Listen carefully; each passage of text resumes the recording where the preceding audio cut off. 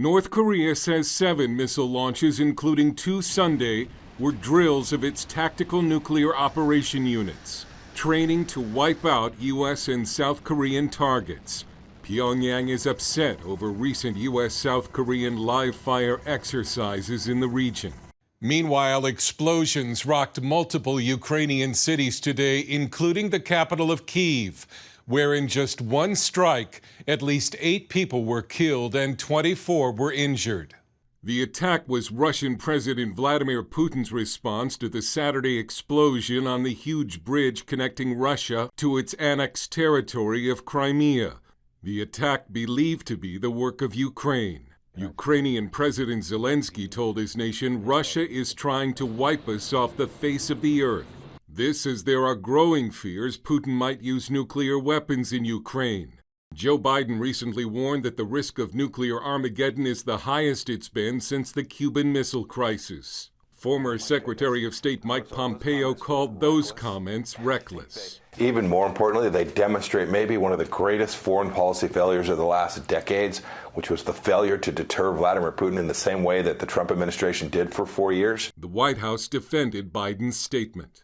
The president was reflecting the very high stakes that are in play right now. Former Joint Chiefs Chair Mike Mullen says Putin's nuclear threats have to be taken seriously. He's I believe, a cornered animal, and I think he's more and more dangerous, just what's happened in the last 24 hours. Meanwhile, a Biden foreign policy initiative in the Middle East is putting the American economy at risk. OPEC is cutting production in part because the White House is trying to make a nuclear deal with Iran, which many Arab nations oppose. Joe Biden is continuing to tap the Strategic Petroleum Reserve to try to keep gas prices lower in the weeks leading up to Election Day.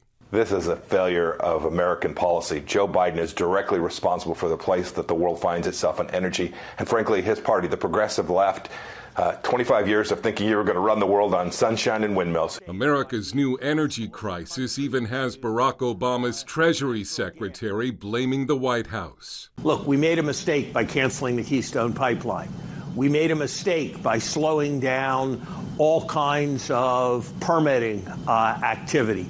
We made a mistake by being hostile as a country to natural gas.